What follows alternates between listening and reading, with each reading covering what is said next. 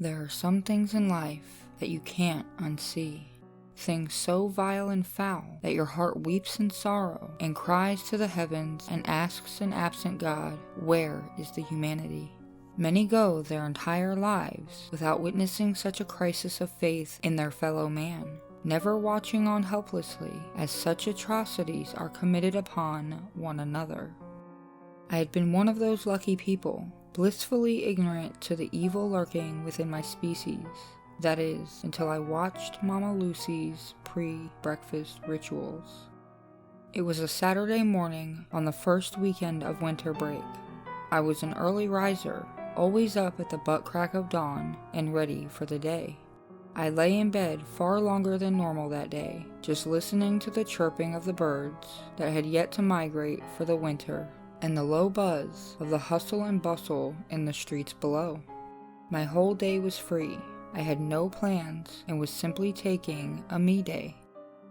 Finally, not wanting to delay my plans of lounging around and watching TV any longer, I rolled out of bed, flinging the Sherpa duvet haphazardly to the side. I slipped on my plush pink robe and a pair of slippers and opened my bedroom door. I was already knocked flat on my ass as my border collie Carrie bounded into my arms like she weighed 2 pounds instead of nearly 40.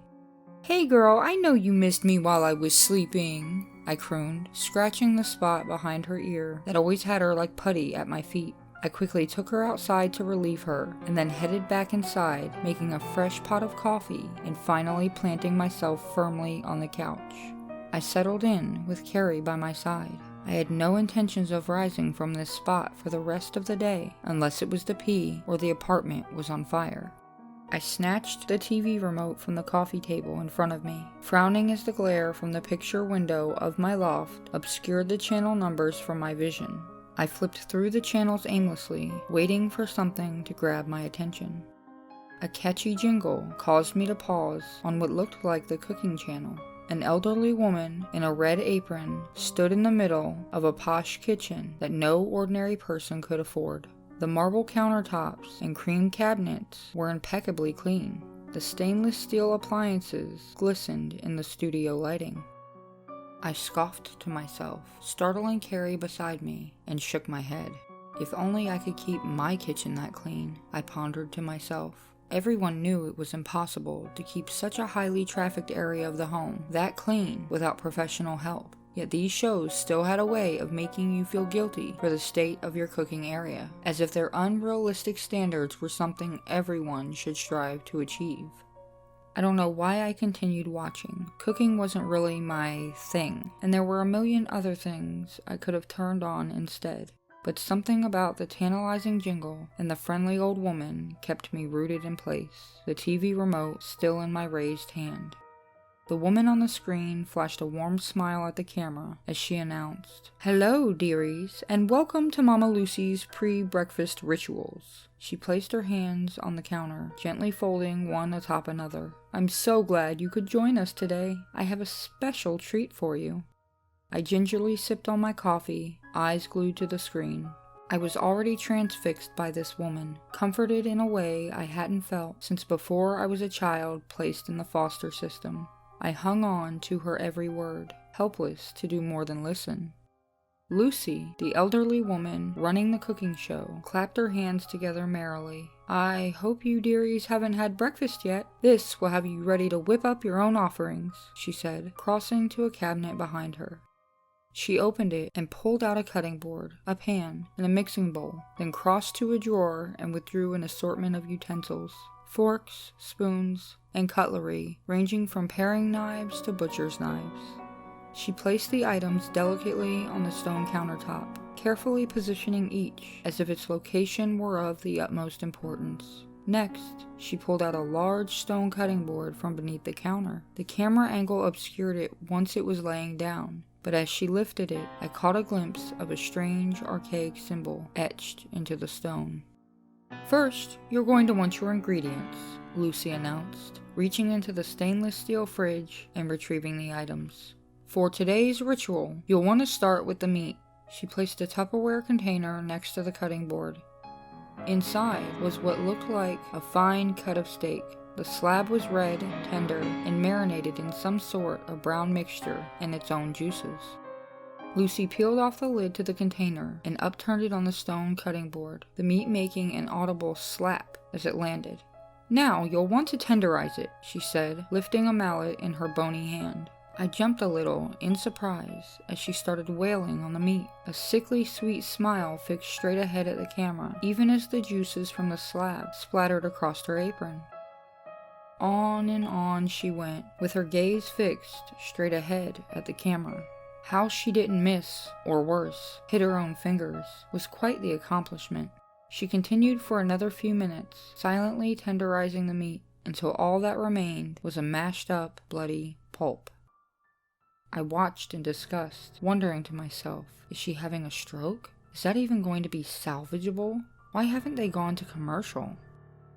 A chill ran down my spine, and Carrie whimpered beside me. I pat her on the head absently as I raised my other hand with the remote still clutched in it and hit the channel button, having had enough of this peculiar cooking show. When the show continued to play, I hit the channel button again, and then again, and then again, to no avail. I frowned, glaring down at the remote that refused to cooperate, and hit the power button. Mama Lucy set aside the mallet, wiping her hands across the front of her apron and leaving small streaks of blood in their wake. Next, we need to prepare the circle. She walked around the counter and grabbed something off the screen before returning with 4 black candles. She placed them across from each other in a circle around the cutting board, carefully lighting each in turn. "Now, light an incense," Lucy continued, lighting a small stick in a holder on the counter behind her. As the smoke from the incense twisted and twirled around the elderly show host, the lights in the studio on the screen flickered briefly, and in that moment of darkness, I could have sworn the old woman was replaced by something larger, darker, and more vile than the sweet old lady who stood there innocently. I struggled with the remote, smacking the little black stick against my palm, and smashing the power button, the channel buttons, and even the volume buttons, but it was no use. The TV continued displaying Mama Lucy, now standing back by the cutting board and candles. "Now for the most important part, dearies," she said cheerily, but I could hear a sinister bite in her words through the false smile plastered to her face. She raised her open arms in front of her, as if waiting for an embrace. "Repeat after me. Lord Satan, by your grace grant me the power to conceive in my mind and to execute that which I desire to do, and the end which I would attain by thy help, O mighty Satan, the one true God, who lives and reignest forever and ever." The lights in the studio flickered wildly, and the camera shook as she recited the words from memory. Carrie began barking and growling at the TV as I jumped up from the couch. I rushed forward and slammed the power button, but it was no use.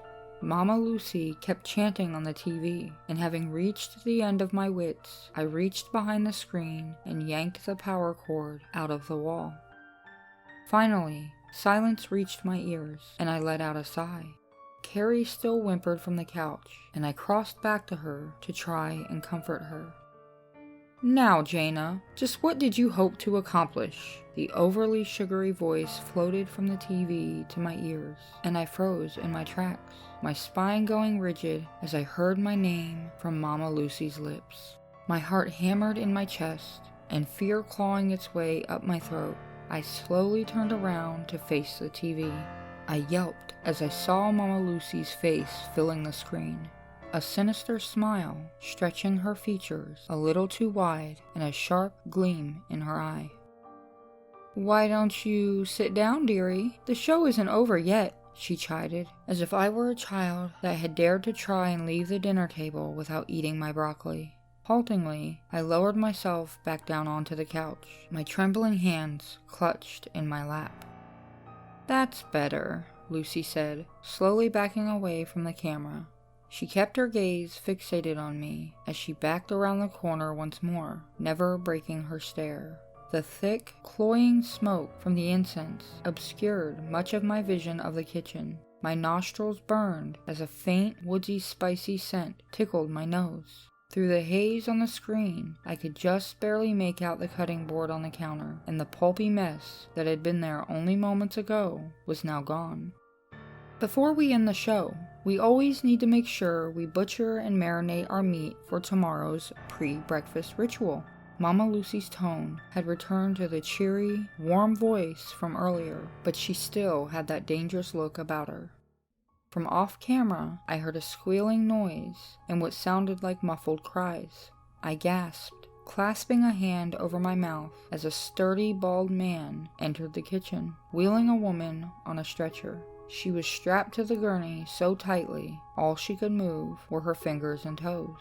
Her mouth was stuffed with cloth to silence her, but she struggled and screamed around it regardless, her brown hair whipping about as she fought with every fiber of her being against her bindings.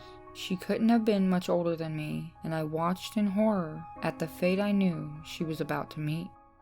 Mama Lucy delicately lifted the wickedly sharp butcher's knife from the counter, raising it high above her head. A look of glee flashed across her face as she swung the knife downwards, sinking it into the woman's chest. Crimson blood splashed upward, marring Mama Lucy's face. I squeezed my eyes shut, whimpering in fear. "Open your eyes, child," Mama Lucy barked from the TV.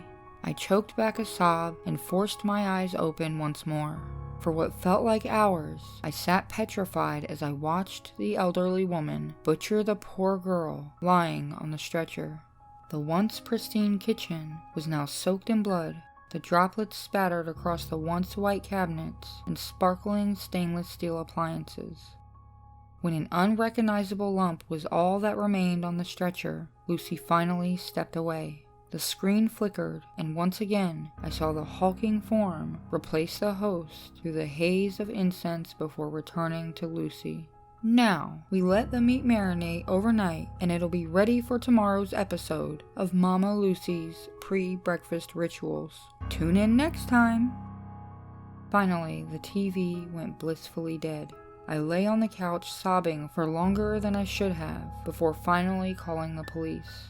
I told them what I could, but I didn't even know what channel the show was on. They assured me they'd send someone over right away, and I sat shell-shocked in my living room as I waited for their arrival. I nearly jumped out of my skin when I heard a knock on the door. Carrie began barking and growling, and I stood slowly and crossed to the door, numb to the sound at this point. I unlocked the deadbolt and swung the door open. "Hello, dearie," Mama Lucy sneered as she stood in my doorway. Too startled and terrified to even scream, I stumbled backward away from her. What are you doing here? Please, just leave. I won't tell anyone what I saw," I begged, even though I knew it was hopeless. The elderly woman grinned wickedly as she stepped inside my apartment, closing the door behind her. "It's already too late for that, isn't it, Jaina? Besides, we need more meat to marinate.